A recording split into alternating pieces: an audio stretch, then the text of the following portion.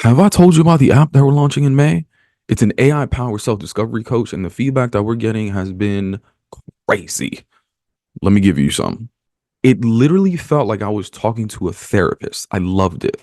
Someone even shared an example of how they used it. So I told the app I don't like confrontation, and that's why I often don't know how to talk to others about how I feel because I don't like arguing. I loved how it literally walked me through how I can start a conversation without feeling like it was going to be a confrontation. Someone else. Love, love, love it. Congrats again. This is going to be great. It launches in May, and I couldn't be more hyped for you to use it. If you haven't already and you want to be the first one to be able to use this, sign up for the app launch waitlist, which is in the show notes, or you can visit our website at plural.com. Clients are less willing to work with us because look how he's dressed, kind of, you know what I mean? Like, Nah, it was actually the opposite. My team actually resonated with it more. My team was actually a little bit more apprehensive to the suit style look. of course. So when I was like, "Oh, I'm not doing that," they were like, "Word, yes." I'll tell you something funny. It gave them permission to also do the same. Yeah. So Yeah, because culture comes top down a lot Yeah. of times, right? So we typically start the conversation with the word authenticity, right? It's a buzzword. You probably hear it all the time, but like, what does it mean to you when you hear it? Oh, you're asking me? Authenticity, yeah. What does it mean? Wow. To me, that's a loaded question because I feel like I just started to learn what that really means, like Interesting. recently. And I think that came from me not realizing that for my entire life, I was always filling a role or like, this is what, dad looks like. This is what son looks like. This is what businessman looks like. This is a realtor, and always filling those roles. And I think that I just now started to realize what that means. And for me, what it means is just being who you are when you wake up in the morning without any other thought of acceptance or like, hey, I gotta look this way, I gotta dress this way, what's the dress code to where I'm going, or I gotta speak a certain way. Like just being who you are in your element every single day, that's what it means to me. Something you said is like what you've been trained to believe that you should look like or should be like. Like, tell me about some of those early, maybe even like childhood experiences. Like, what do you think the expectations were for how you should look like or be? That was tough because growing up, we lived in the Bronx, but we were like, and when I say we, I mean me and my sister, we were the only kids in our neighborhood that went to Catholic school. What Catholic school? We went to St. Philip Neri on the Grand Concourse. Okay. And So that's like middle school. yeah, Okay. no, we started like from K up. We were in Catholic school. The same. So Had the uniform. yeah, and even that was rough because I feel like for me it started from there. Like, how do I identify as a Catholic school student? Because the kids in my building and in my neighborhood, before the school year started, they're getting their new kicks and the new book bag and everything to get ready for the school year to look fly. Yeah. And I'm like, oh, I got a new clip-on tie, you know what I'm saying? And Like all the fly gear money was going towards tuition. yeah. And That's one thing that I'm kind of grateful for, but also it's kind of confusing because you don't develop your personal style. yeah. But also it takes the decision making out of the equation so that you can just like focus on. Oh yeah, it's a double-edged sword. It was good in the sense that I was always like super simplistic. So I was like, I don't care. I roll out of bed, I put my uniform on. That was awesome. Where it was a struggle was the weekend. Because now on the weekend, like I'm chilling with the homies on the block, and I didn't have much of a, wardrobe. And then B, I'm like, shit, well, how's he, he putting a cuff in his pants, or how's he rocking his fitted? And like, shit like that. Because even like it's crazy. Like, yo, in my hood, like predominantly all the Hispanic kids play baseball. Okay. So you would adjust your brim of your hat a certain way because you played baseball. Yeah. But the dudes that didn't play and they were trying to be fly, they had to keep their shit flat and straight. You know what I'm saying? So it was always like, how do I dress? What is out of school John look like to fit in here on the block? And then what is John in school in a uniform who doesn't fit in because my school is 98% Caucasian? Right. And also, like, you could talk about why you probably wanted to fit in because you want to voice the roasting. Oh, 100%. 100%. Because you probably wanted to avoid like people just roasting you. Yeah, I'll never forget. What kind of shoes did you wear to school? I'll never forget it. So like one time, like the Catholic schools had like 3 or 4 stores where you got the uniforms. Yeah. So I remember like one time my mom, which was not my dad's forte, so I don't know why the fuck she did that, but one year my mom sent my dad to go get the uniforms. Okay. And it's like midsummer, my dad comes home from work with this bag and I'm like, the fuck is he doing? I'm like in front of the building with everybody. And he's like, yo, try this on, because if it don't fit, I gotta go take it back. And I'm like, all right, I'm doing it upstairs. He's like, no, try it on right now. Wait, outside? Yeah, outside, in front of the building, in front of everybody. Why? Tight ass school uniform hoodie and like and sweater. And I'm like, I'm putting it on, bro, like literally like holding back the tears. And I'm looking at all my friends behind them because nobody fuck with my pops, but they're all behind him like, and I'm like, yo, why, bro? And he's like yanking it down. And he's like, fix the sleeves. And bro, everyone was roasting me. And that's just what it was, man. Like, But did that also start to shift your perception of how, because you looked very different, right? And in many ways, I think Catholic school is trying to I think it's kind of like a little mini factory preparing you for like the real world and how you should dress, right? So when I was in high school, the Catholics, as you're in high school, you start developing facial hair, you start developing, I don't know, growing hair out. So they have certain rules that are very similar to like financial institutions, law practices. I couldn't have facial hair below my earlobe. Cardinal Hayes, you know what I mean? I went to Mount St. Michael. There you go. Y'all used to kill us in the Turkey Bowl. Now we I heard. destroying y'all. Anyway. I mean, I wasn't there long. I only did 2 years there, so. But I do think that they prepare you. So like, did you start to think like, oh, this is how I should be showing up if I'm in certain environments? Not at all. I think maybe at that time I didn't understand what it was that I was doing, but I knew for a fact that I was filling a role in every setting that I was in. It was like, okay, I'm over here, but I never felt comfortable or like authentically myself, because even in the Catholic Church, like that's a whole nother thing. Like the element of being in Catholic school and having to partake in the Catholic Church, like I became an altar boy, and the only reason why is because it was paid. I wanted it for money, because they had if you did a wedding, if you did a baptism, like a special event or whatever, and it was bullshit money. It was like $40, something like that. But that's why I did it. And you know what I'm saying? Like, that's gonna be the name of the episode, Altar Boy. and they thought like, like I was doing it because I had this like ultimate commitment to the religion. I was like, I was stealing little breads in the back, and like I was not the model altar boy, but I did it because I wanted to make some money. I would imagine that you got roasted for that.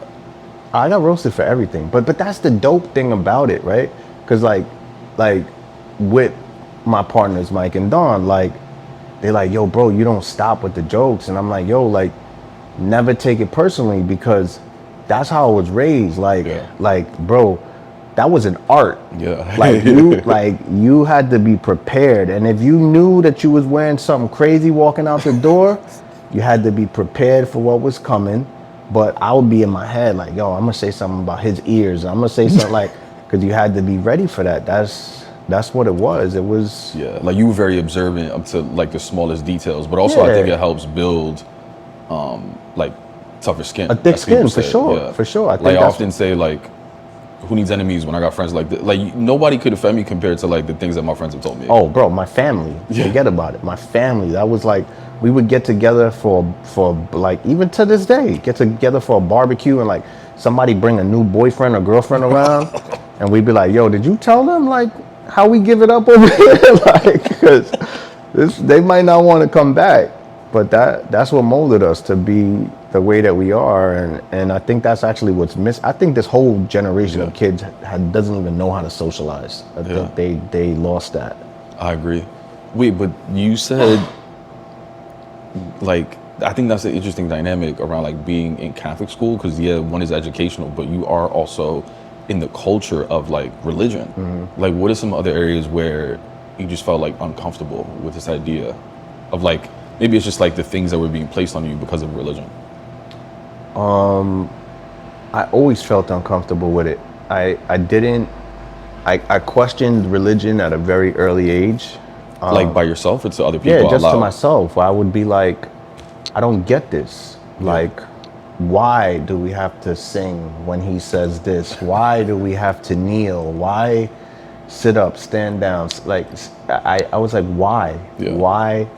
And I never got what everybody else was getting from the sermon or whatever, you know, from the pastor or the priest preaching, because I was there with resentment. I'm like, yo, I'm tired. Like, just watching movies all late last night. Y'all got me up early on a Sunday morning, sitting here to do this. Like, I didn't want to do it. And then also, like, I realized really early that a lot of it was hypocritical. I was like, especially within my own family, it was like, you was just doing it. Wait, but now it's Sunday and we're good. Like, I don't understand. Yeah. Like, it was weird for me because I was always very observant and aware at a very young age. I was always like questioning shit and looking at things like, I don't know if that's how that's supposed to go. That's interesting. So, yeah, you seem like a very curious, inquisitive person, but it seems like you do a lot of that reflection and thoughtfulness, like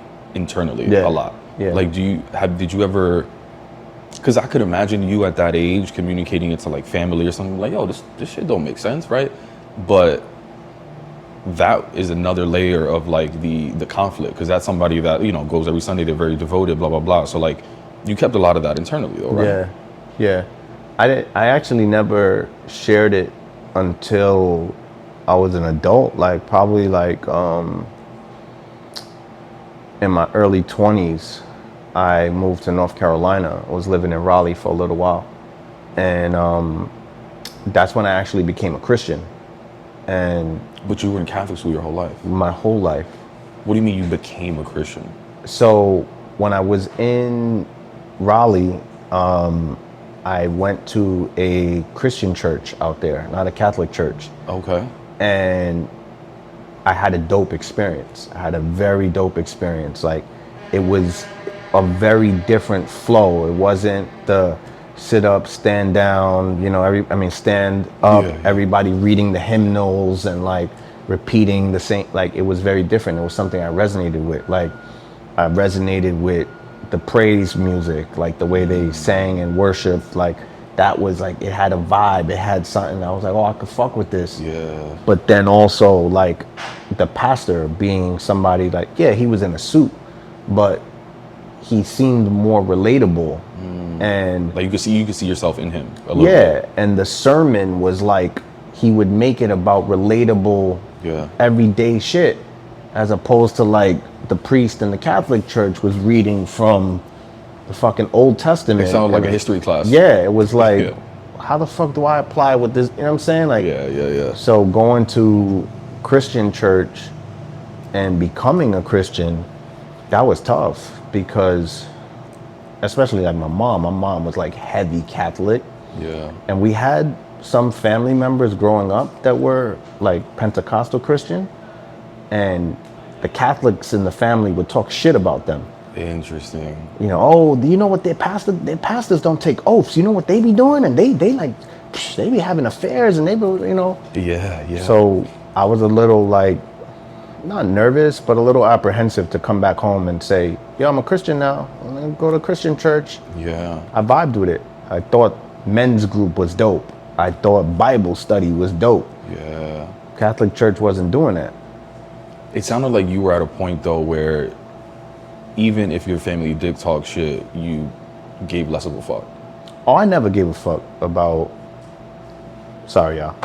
I never gave a fuck about what they thought or what they felt. Where did that come from? That came from being young, when I was young, because I don't want to say I was an outcast, but on my mom's side of the family, I was the only male of, and can't tell you off the top of my head, I believe 14, 15 females. Damn. The only male. 15 is great. Yeah, wow. between aunts and cousins and everything. So like, wow, the only. yeah. So like holidays or like family get-togethers, it would be like all the girls would go in a room and like be talking girl shit.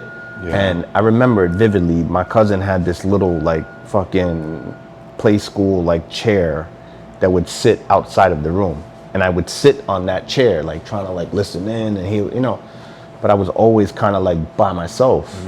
So I think that eventually created like some resentment, because I was just like, yo, fuck them. You know, I'm gonna do my own thing. Yeah. And just never really cared at that point. And then, you know, that transcended into school and shit. Like I wasn't a good student, and not because I wasn't smart. I just didn't care for school. So I got in a lot of trouble. What'd you get in trouble about? Oh, everything. Behavioral shit. Well, like you be like class clown, or like what do you mean behavioral stuff? Oh, class clown, fighting all the time. You know, I was a menace in school. Wow. Yeah. Is that like menace? Is that kind of like a thing that you put on yourself, or like people will call you a menace? Nah, I mean, my mother would never say anything like that. My mother was always like trying to find such a nice way to describe. She's like, you're just a curious boy, Papi. Like, yeah, that's dope, curious. That's the mother thing. Yeah. But nah, looking back at it, I was bad. I just, you know, I didn't call it ADHD, whatever. Maybe it was a misdiagnosed, who knows? Yeah. But I had no interest in school whatsoever. Everything bored me. And that could be, yeah. I mean, I'm not somebody to diagnose you, obviously, but like as you talk about it, maybe, yeah. It bored the shit out of me. And like you couldn't focus for more than like a couple minutes, kind of thing. Well, I was also very smart in the sense that like I was not an 80s, 90s student. I was like always that borderline just passing guy. Okay. But I was that guy that I wouldn't pay attention to class in a whole week. And then the day of the test, I'd be like, oh, all right. I'd know enough just to pass. You know what I'm saying? Without studying, without, you know. But I just had no interest in school. So what did have your interest at an early age? Because I feel like for most people, they get ingrained with this idea of like education is the way out kind of thing. But for you, you're just like, school's whatever. Initially, it was sports. I played baseball my whole life. Also, you had that curved brim? Yeah, I had the curved brim for sure. Initially, it was sports. And then, honestly and truthfully, like high school years, it was money, man. Became obsessed with money at a very young age.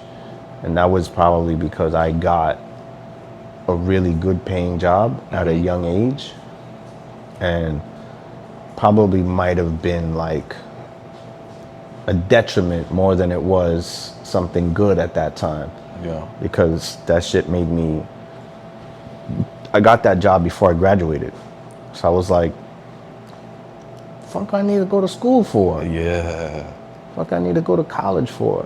You know, I was making like 40, 45 grand at 17 years old. That's, there's grown ass people that don't make that much money, yeah. Yeah, so, you know, the obsession with making money and also just being outside, man. I was always outside and when you got money, it's nice to be outside. Oh, yeah. And then, you know, that opened up other interests in the street, and it was like, oh, like, it was different, man. What did you dream about for the money? Like, did you just want to accumulate it, or were you just like, I'm gonna do something with this? Nah, it was always material shit. Yeah, It was always, it like was always, what? Like what did well, you want to buy? for us, there wasn't, I think social media helps in the sense of like giving you something to emulate. Like, I want to be like LeBron James. I want to be, because you have access to it, you could see it. Yeah. But I feel like we didn't have that back then. Yeah. So it wasn't my parents or the people around me, Right. but it was the drug dealers and the people getting money. It was like, oh, because they were cool with us. They fucked with us like the kids. So, like, they got a new car, they would pull up and show us their cars, and they got new jewelry, and that became like, something that I was like, oh, I want that. Yeah. I want that car. I want, that, what is that, Cuban link? I want that. Like, Yeah. and that was, Oh, for sure. I mean, that's relatable. I mean, I used to buy, like, speaking of, trying to look fly, like I used to buy fake Gucci's. I had fake Pradas. I had fake everything, trying to look a certain way and communicate, like, through my attire that I am a certain caliber of person. yeah. You know what I mean? I did that all the way up to like college. yeah. And now I'm fucking going to Old Navy and shit. You know what I mean? It's interesting, like, when you don't have as much money, you try to do this, but as you get more and you go up in a certain status, you kind of like go, at least for me, like I went completely the opposite. Yeah. What about like at an early age though? Because you were like, all right, money, right? Eventually you probably like, all right, well, I want to do, if I really want to make money, I want to do X, Y, and Z. Like, did you have any idea career-wise what you wanted to do? It was like, yo, listen, get out of school, there's sanitation, there's like whatever, city job, whatever was gonna bring stability, that's what was pushed on me. Like, hey, but our background was in healthcare. My whole family worked in healthcare. My mom was a nurse, my aunt was a nurse. Interesting. My sister, my cousins, they were all in administration. Okay. So it was like, get him in the hospital, get him in the hospital. Yeah. So that's what I did. I got in the hospital super young. Okay. That was doing what? I was a housekeeper. Okay. At 17 years old. Okay. And, for me, it was like, again, making good money at a young age. And quickly, I wanted to figure out what climbing the ladder looked like, because I always wanted more money. So I was like, so I went from housekeeper to doing like a bunch of small, like entry-level administrative roles to medical billing and coding. I did instrument sterilization for the OR. Yeah. Then I got into some managerial roles, but I always thought that was gonna be like the path, the industry, and I would just stay on that trajectory. And that was just because that's all I knew. So what turned you away from it?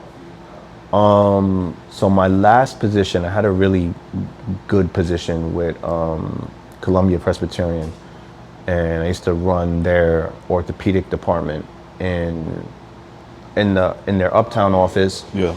But then they decided they wanted to start opening offices in Westchester County. Okay. And I lived in Westchester. Okay.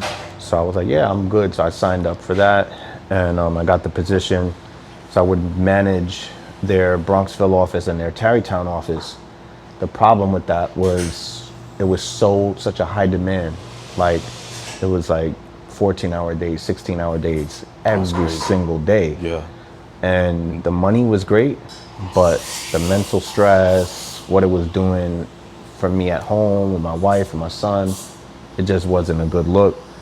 And in what ways was work impacting like personal life? 'Cause I think that's worth highlighting too. everything, because it would just deplete me. So I had no energy to come home and relationships take work, bro. Relationships, and not in a bad way. Any relationship. But Friendships. Yeah. Romantic work, relationships, marriage, it takes work, and you have to be of sound mind. You have to be present. You have to have energy for it. And I didn't. And that would create a lot of frustration. And then, you know, both myself and my wife were fairly young parents raising a child. Like, you know, I'm 40, my son is turning 22. Yeah. So you do the math, right? You know, we were fairly young. So that was something I had no experience in, and that was like me trying to, oh, what the fuck does being a dad look like? Yeah. So because the job consumed so much of my time and my energy, you know, and I'm not blaming it on that. Right. It's also a lack of not knowing shit. Sure. But it affected my relationships with my wife, with my son, with my family. I didn't have the time for anything. Wow. You know? Did you feel comfortable? Well, actually, better question. Like, how do you think your authenticity was received in like the medical industry? It wasn't, because I wasn't being authentic. Really? Yeah. I didn't talk the same. Yeah. I didn't dress in a way that I felt comfortable. Two of our main physicians were the Yankees doctor, Dr. Christopher Ahmad, and the New York Jets doctor. And they had like specific relationships with like Food Network, a lot of sports agencies. So a lot of VIP high-end clients were coming in and, you know, making them comfortable, scheduling their surgery, so on and so forth. So it was a constant facade every single day. Like, to make them comfortable, you were fine making yourself uncomfortable. Yeah, but I didn't realize that's what it was. Right. At all. I had no idea, like, till much later on, that that's what I had been doing. I just always thought this is a part of the job. That you have to speak this way and carry yourself this way and dress this way. So it was that much more of a burden, because you get off of work and you're like, fucking unloosen your tie, and you're like, fuck, like I can curse now, I can fucking smoke a cigarette, I could whatever, like to just unwind and be myself. And I think that's part of, you know, when we talk about the exhaustion of like work, I think that's a factor that often isn't calculated in that equation. 100%. You know, because like, bro, not even Denzel acts that much. He be in like an hour or two a day, and that's it. Like 14-hour days, and you're like literally being an actor on top of the job duties and responsibilities, bro. That shit's exhausting. So you said you didn't realize that until later on. So when did you realize that this was having such an impact on you? Man, we ain't even got enough time on this. Like, maybe 3.5 years now, 4 years now. Man, that's recent. Yeah. That's how I tell people all the time. I'm like, bro, like who I am today, I just found this guy. I just found this guy. Yeah, I literally just found this guy. I went on a really deep spiritual journey. Not to North Carolina. No. I went a lot of places. I was in the jungle in Peru. I went to the jungle of Costa Rica. Why did you feel the need to go to this spiritual journey? So what started it was I got diagnosed in the end of 2019 with a very rare autoimmune disease. Okay. And it was very bad. Like, I would have an episode, my airway would close, my eyes would swell shut, my tongue would swell, my lips would swell, and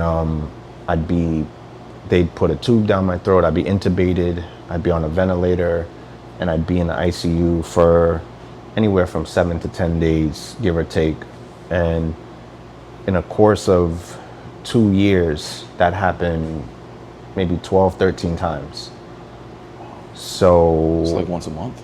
Yeah, so, you know, I had a port put in my chest that was connected to my jugular vein. I was going to San Diego to a research facility there to be part of a clinical trial.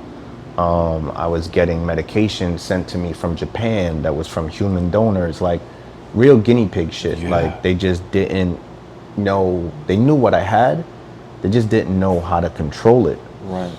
And that had a like really big domino effect, because the physical illness, then would create mental illness Right. because people don't understand, like, you're in a medically induced coma. You know, when you wake up and you come out of it, you know, physically you're here. Mentally, it takes weeks sometimes for you to get back. Like, Yeah. your last memory is April 1st, and you look at the calendar and it's fucking April 12th. You're like, what the fuck just happened? Yeah. So it had a strong mental impact. And then, And the fact that you're doing all this like guinea pig type of stuff, there's probably like a desperation to do something dramatic. yeah, so that's what essentially led to that. Yeah. I had tried everything under the sun Yeah. that Western medicine had to offer, and Right. I was never the guy that was like anti-Western medicine. I was always like, yo, fix me. I'm That's down for all- anything. Yeah. And when it had got to the point where, you know, I had blown out all the veins in my arms, I had this port put in, I was injecting like these massive horse syringes of Yeah. medication every other day just to stay stable. Yeah. And they were like, yo, this is gonna be your life forever. And I was like, I don't know about that. So long story short, I got connected with someone that was heavy into spiritual practices and holistic homeopathic healing. And the majority of it was A, done out of the country, Right. and B, was around plant medicines, animal medicines, psychedelics. Sure. And at that point, I was like, I'm down to try anything. Right. I was like, I don't care what it is. If it can help me, I'm going.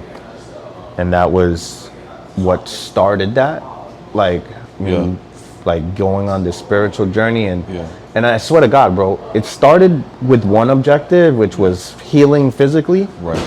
and it led to a million other things. So I mean, because you could probably do a whole episode talking just about like that experience, but let's fast forward like you leaving the experience, Yeah. right? What did you learn about yourself? So I first and foremost learned that so much of what I was going through physically had to do with past trauma and just spiritual things that I wasn't conscious of, shit that I was holding on to, emotions that I would not addressing every single day.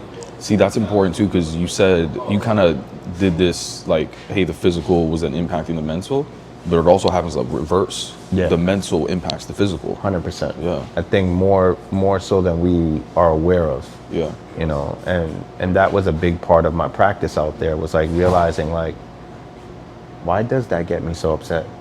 Oh shit, when I do get that upset, damn, my heart rate is like that, and damn, my eye starts twitching, and then this happens, and then and The fascinating thing is that you're such a curious person and you have all these internal thoughts in your head, but that seems like the first time where you were curious and thoughtful in that way about your emotions and the physical connection and all that shit. yeah, Is that a right assumption? 100%. And Isn't I that think fascinating though? yeah. Because you're so curious like that. Yeah, I think we all have to be, and we all should be. I think like questioning everything is not a bad thing. I Yeah. think that, you know, until you develop your own understanding of whatever it is you're going through or experiencing, you should continue to question. Yeah. I can't go off of what your perception is. Like, oh, this, I want to know it for myself and understand it for myself. Right. And I didn't really feel comfortable verbalizing that, but I always did it internally. Why didn't you feel comfortable verbalizing it? Because I felt like a lot of like the norms of like what things are supposed to be shouldn't be challenged, I guess. Yeah. And I think that became more common lately, or like in the last few years. But prior to that, it was like really taboo to speak about anything that was against, you know, the societal norms. Yeah. So I didn't want to be that guy. And And by the way, I'm fully aware of those things. I just want you to say it in case other people Yeah, aren't yeah. aware, because I get it. yeah, like, you know, I didn't even feel comfortable telling my family Yeah. what I was doing out of the country. Yo, Because yeah, I that- was like, ayahuasca, they're gonna say I'm doing devil's work, and you know, santeria and the devils, and what are you doing? So even that But what I realized was that as I started to change, and not intentionally, it just happened organically, everyone was noticing it. And I didn't notice it, but everyone else was like, yo, like, you're mad more chill, bro. Like, what's going on? And like, you don't really, like, I had an obsession with plants. I started buying fucking plants all over my house, and I wanted to know how to take care of them and shit like that. And that was very rare for me, or odd. But it was like really when I started to hone in on me and find out who I was and what I liked. And you know what's crazy? What triggered that was while I was away one time, this lady asked me the simplest question, and it fucked up my brain. It beat a simple question. She was like, what do you do for fun? And I was like, I don't even got time for fun. Yo, so I said to her, I was like, oh, I work out. She was like, that's you like taking care of yourself. I said, no, but I really enjoy it. She's like, yeah, I hear you, but no. And I was like, no, but I have fun doing it. Like, I like it. Yeah. And she was like, no, like, what do you do for fun? Right. And bro, that shit took me days to realize that I did not do shit that was fun.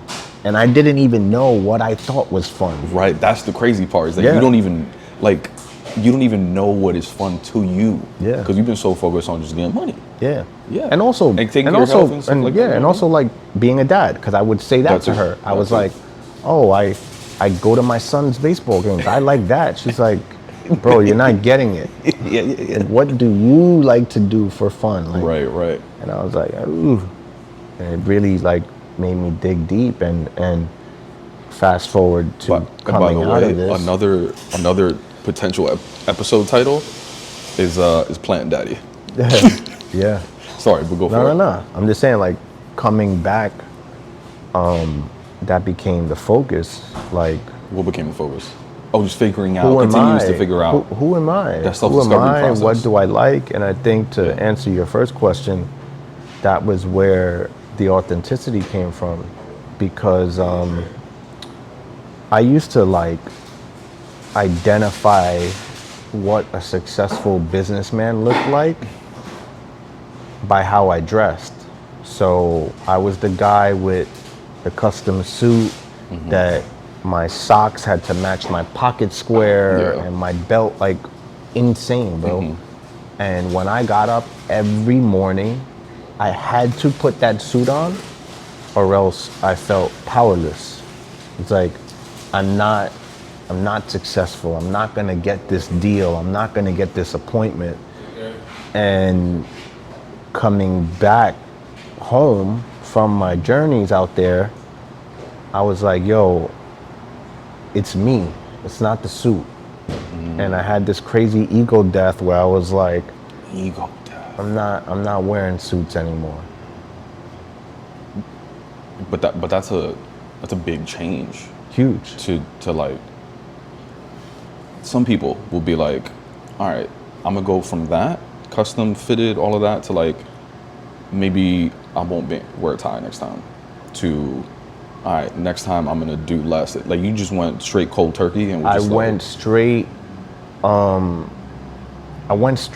dove deeper into my brand. So I have my own company, my own real estate team, and I would make a lot of clothing that we would give to our clients. T-shirts, hats, hoodies, stuff like that.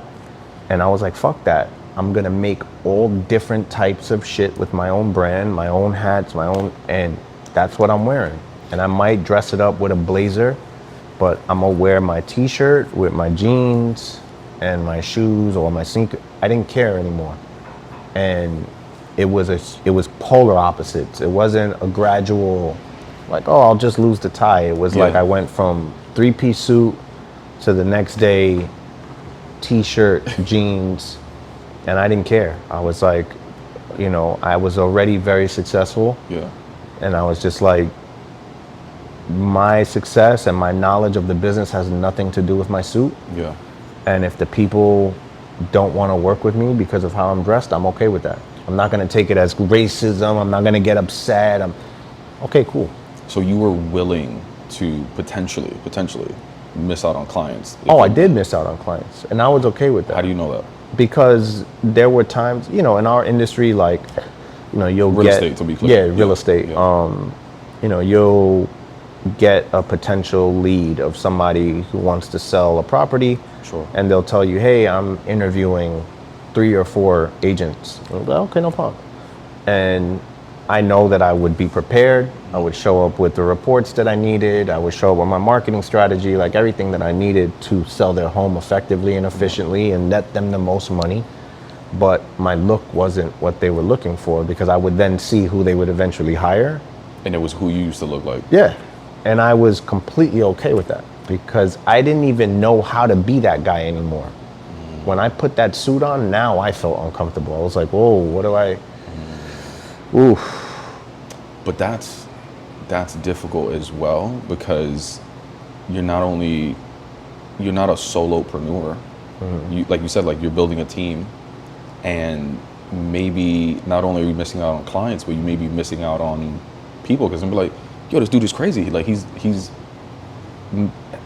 turning, essentially, clients are less willing to work with us because look how he's dressed, kind of, you know what I mean? Like, Nah, it was actually the opposite. My team actually resonated with it more.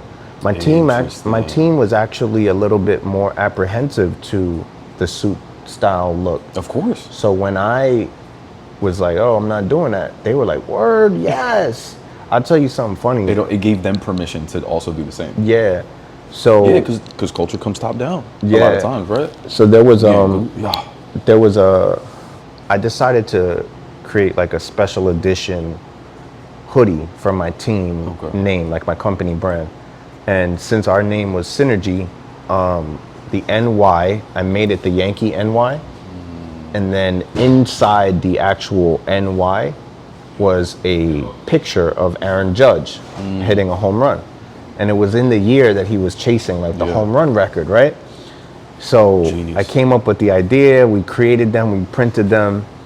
Everyone saw them like preliminarily and were like, this is so sick. Like my team members are like, yo, they were hyped. Yeah. So I was like, damn, this is gonna be the real test, that I do a content piece with it.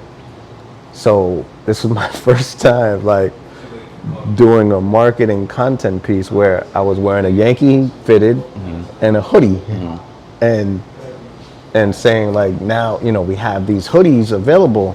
Bro, they sold out in like, I wouldn't say like 24 hours. Like, people were hitting me up for the hoodie, whether it was a sports thing, whether they supported me, whether they supported the team, our company, whatever. But people that were across the country that I worked with or was in programs with, and it was like, I didn't care about the selling out of the hoodie. Sure. I was more just gratified that this was my first content piece of me like this, comfortable, like, and I wasn't comfortable when I posted it. I was about to like, say, was it scary? I was like, oh man, let's see how this goes. It was like, boop. And when I saw the support and what were the stories that you were telling yourself as far as like, I'm nervous about this? Oh, he's hood, he's ghetto, he's this, he's that, everything that you could think of. He's unprofessional, and look at him, because those are the stories that I told myself to put on the hoodie. Put on the suit. Of course.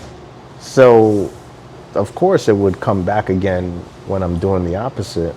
But that's the interesting part, is that whenever our inner critics or our inner voices, and they're always trying to predict the future, right? But when we try to predict the future, is often like the worst case scenarios. 100%. Our inner voices never be like, this is gonna go really well. Yeah. We never do that, Never. right?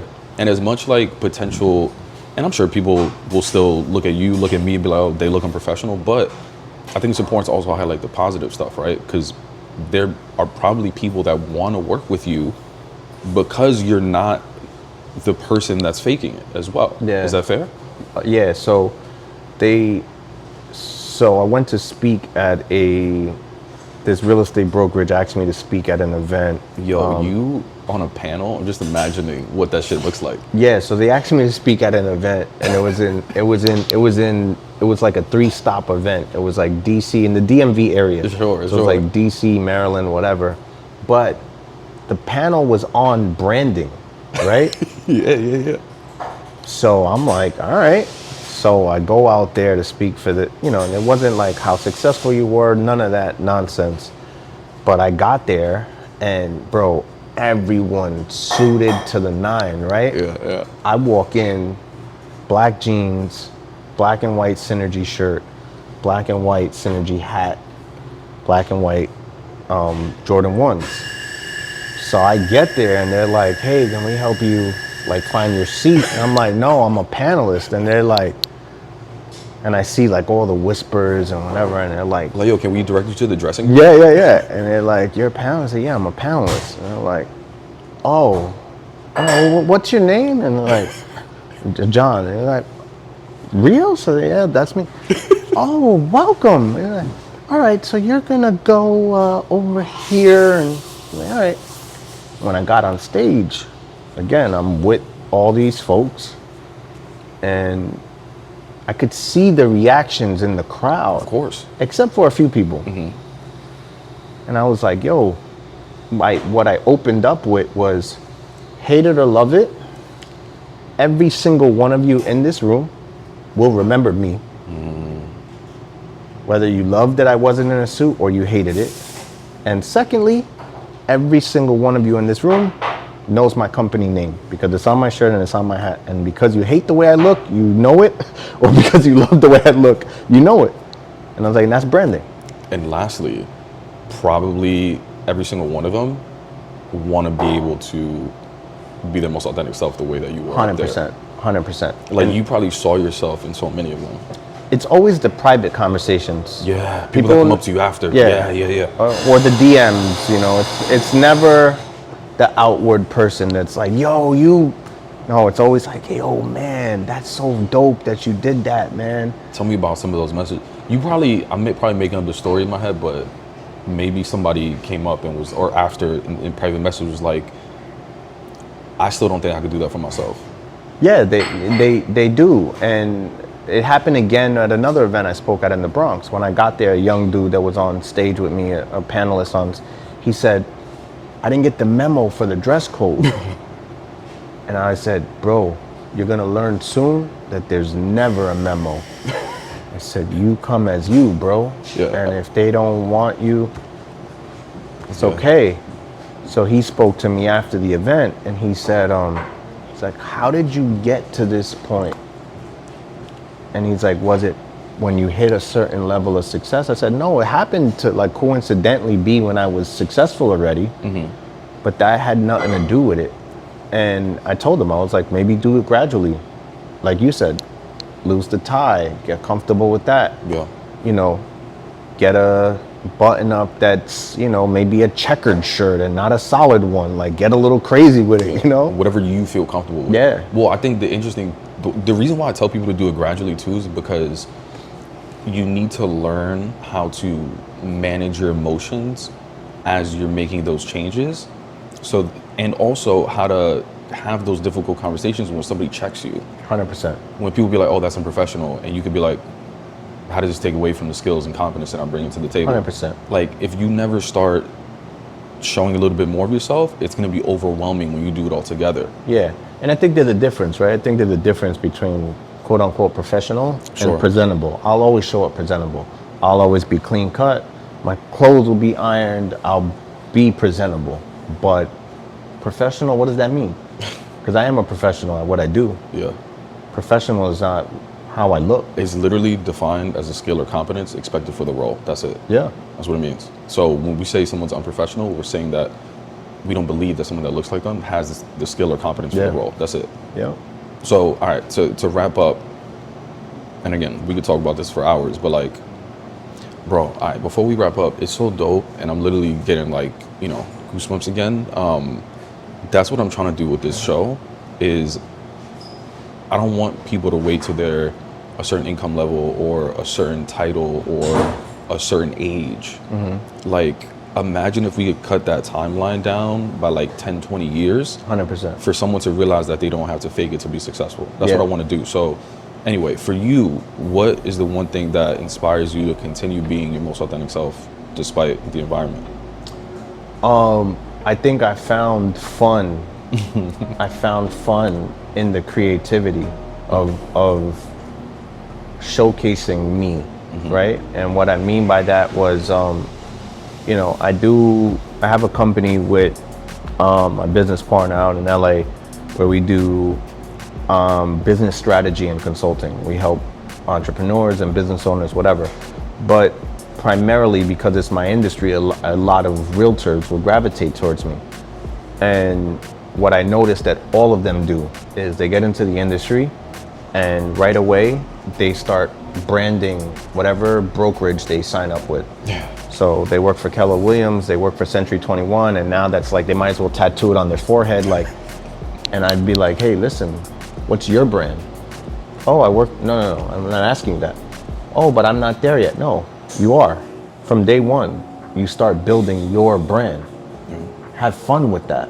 Like, bro, if you look at my first real estate logo from 9 years ago to what it is now, like that evolution to me is dope to look back at it and have fun with it. And then like incorporating things I like the Yankees, like New York stuff. Right. So for me, it was like, you know, knowing that it's safe to do whatever the fuck you want to do, and then saying like, yo, I can have fun with this.